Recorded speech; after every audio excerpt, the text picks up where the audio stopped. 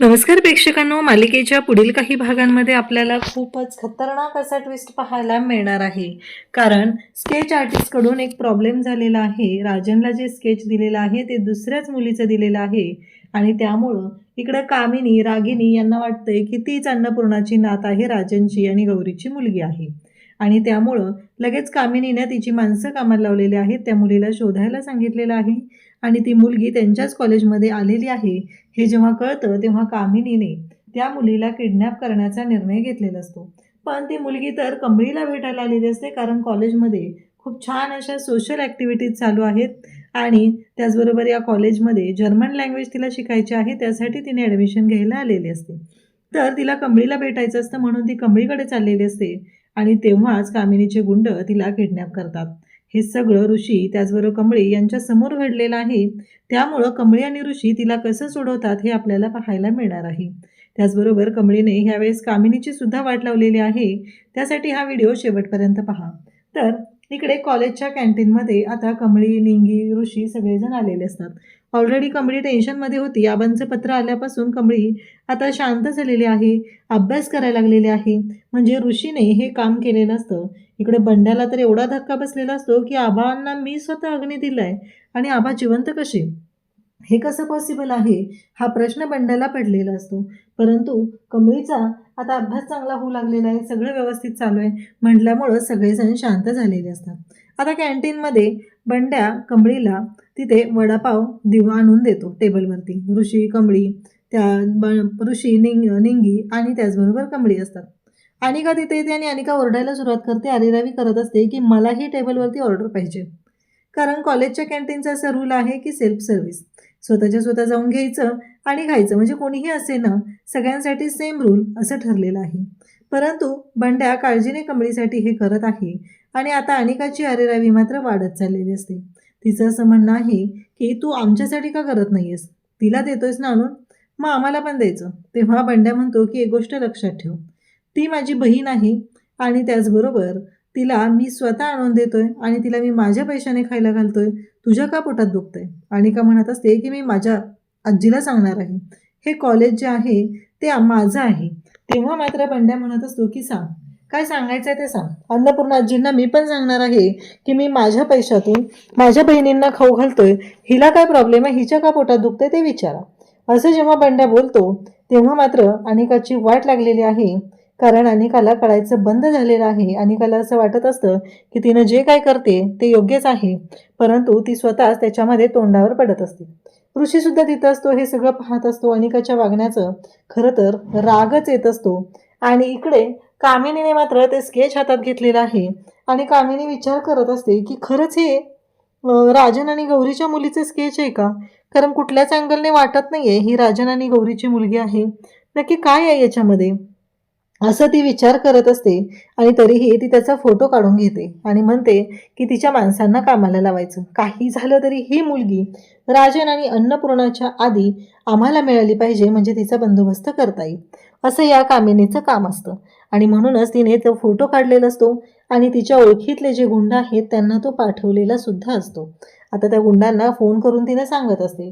परंतु ज्या मुलीने हे स्केच काढायला दिलेलं होतं ती मुलगी भयानक चिडलेली असते. तिने घरी जाऊन ते स्केच पाहिले. इकडे आता राजनचा प्रॉब्लेम काय आहे की राजनला माहीतच नव्हतं ना त्याची मुलगी कशी दिसते, त्यामुळं त्याच्याकडे जे स्केच आलेलं आहे त्यातने काहीच फरक पडत नाहीये आणि राजनने अजून ते स्केच बघितलेलंच नसतं. इकडे मात्र त्या मुलीला खूप राग आलेला असतो. ती म्हणत असते की 31st ची पार्टी अजून काय गेलेली नाहीये का तुमच्या डोक्यातून. कारण तुम्ही जे काय केलेलं आहे, ज्या पद्धतीने स्केच बनवलेलं आहे ते तुमच्या लक्षात येते का तुम्ही काय केलेलं आहे, असं ती विचारू लागते. तेव्हा मात्र इकडे तो स्केच आर्टिस्ट म्हणतो काय झालं. ती म्हणते की मला तुम्ही भलतंच कोणाचं तरी स्केच दिलेला आहे. तेव्हा तो स्केच आर्टिस्ट सांगू लागतो की ठीक आहे, काळजी करू नका, तुमचं स्केच दुसऱ्या पार्टीला गेलेलं आहे, मी त्यांच्याकडून ते मागून घेतो, असंही तो सांगू लागतो. आणि मग मात्र आता ते स्केच मागून घ्यायचं आहे असं ठरलेलं आहे. त्यामुळं तो स्केच आता राजनकडून घेणार असतो आणि त्या मुलीला म्हणतो की तुमच्याकडे जे स्केच आलेलं आहे ते स्केच मला कधीपर्यंत द्याल. तेव्हा ती म्हणते की मी उद्या देईल तुम्हाला. आता इकडे रागिनी आणि कामिनी तो फोटो पाहत असतात. त्या दोघींच्या डोक्यात उगीच चाललेलं असतं की खरंच ही कोणासारखी दिसते, नक्की काय आहे या सगळ्याचा अर्थ, असं त्या दोघींचं बोलणं सुरू असतं. आणि तेव्हा मात्र त्या दोघीही पाहत असतात की नक्की काय आहे, आणि मग त्या दोघी म्हणत असतात की खरंच वाटते का, असं कामिनी जेव्हा विचारते तेव्हा रागिनी म्हणत असते की मला ना कळतच नाहीये, म्हणजे मला ना तिचे डोळे थोडेसे वाटत आहेत राजांसारखे, आणि तिचं नाक बघ त्या गौरीसारखं वाटतंय, असं म्हणत त्या दोघीही एकमेकींना सांगत असतात. त्यासोबतच इकडे आपल्याला पाहायला मिळतं ते म्हणजे कमळीला आबांचं लेटर आलेलं आहे म्हणून कमळी खुश आहे. आता इकडे कामिनीने तर तिची माणसं कामाला लावलेली आहेत, आणि त्याचबरोबर हे सगळं जेव्हा घडत असतं तेव्हा मात्र कामिनीने खूप जबरदस्त पद्धतीने काम सुरू केलेलं असतं. त्यासोबतच आता कामिनी ज्या पद्धतीने राडा करत आहे ते पाहिल्यानंतर आता इकडे कॉलेजमध्ये ती मुलगी आलेली असते, आणि कॉलेजमध्ये ती विचारत असते कारण तिला जर्मन लँग्वेज शिकायची आहे, आणि या कॉलेजचं रेप्युटेशन त्याचबरोबर हे सगळं पाहता तिने तो निर्णय घेतलेला आहे की आपण याच कॉलेजमध्ये ॲडमिशन घेऊया, म्हणून ती कॉलेजमध्ये आलेली असते. परंतु तिथं सरांना ती विचारते तेव्हा म्हणते की इथल्या सोशल ॲक्टिव्हिटीज ज्या आहेत त्या मी पाहिलेल्या आहेत, आणि त्यामुळं मला त्याबद्दल तुम्हाला विचारायचं आहे. तेव्हा सर म्हणतात की त्यासाठी तुला या कॉलेजची जी GS आहे तिला भेटावं लागेल. त्यावरती म्हणते ती कुठं भेटेल. सर म्हणतात की काय सगळे प्रश्न मलाच विचारणार आहेस का, कॉलेजच्या लायब्ररीमध्ये असेल, ती लायब्ररीमध्ये जा, असं त्या मुलीला सांगितलं जातं. तेव्हा मात्र ती मुलगी म्हणते की चालेल. आता त्या मुलीला पाहत तो माणूस उभा आहे तिथं ज्या माणसाला रागिणीने काम सांगितलेलं आहे.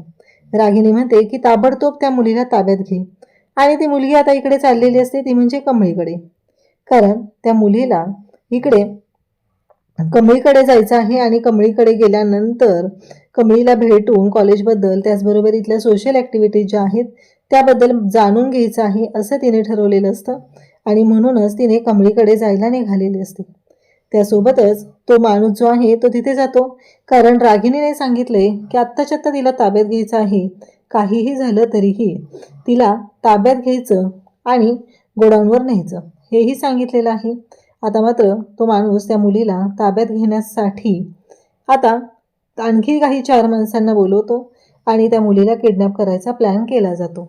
इकडे कामिनी म्हणते की मी त्या गोडाऊनवर पोहोचतच आहे, कारण काहीही झालं तरी ती मुलगी आपल्या तावडीतून सुटता कामा नये. परंतु हे सगळं कमळी आणि ऋषीच्या समोर झालेलं असतं, आणि हे कामिनीला माहीतच नसतं. त्यामुळं कमळी आणि ऋषी त्याचबरोबर बंड्या निंगी ह्या सगळ्यांनी मॅनेज करून आता कमळी आणि ऋषी दोघंही धावत निघालेले असतात, कारण ती मुलगी नक्की कोणत्या बाजूला घेऊन जात आहेत हे त्यांना बघायचं असतं आणि त्या मुलीला वाचवायचं असतं. त्यासाठी ते दोघंही धावत निघालेले असतात. तेव्हा मात्र कामिनी पण इकडे गाडी घेऊन तिथं पोहोचते आणि त्या मुलीच्या डोक्याला बंदूक लावते. बिचारा त्या मुलीला माहीतच नसतं की तिला का किडनॅप केलंय, कारण तिला काहीच माहिती नाहीये. ती तिच्या फॅमिलीसोबत राहते, तिचे आई वडील सगळे तिच्यासोबत आहेत, आणि म्हणून तर एवढं सगळं तिचं चालू आहे. आणि त्याचबरोबर कामिनीने मात्र तिला वेगळ्याच गोष्टीसाठी किडनॅप केले, ती म्हणजे अन्नपूर्णाची नात आहे.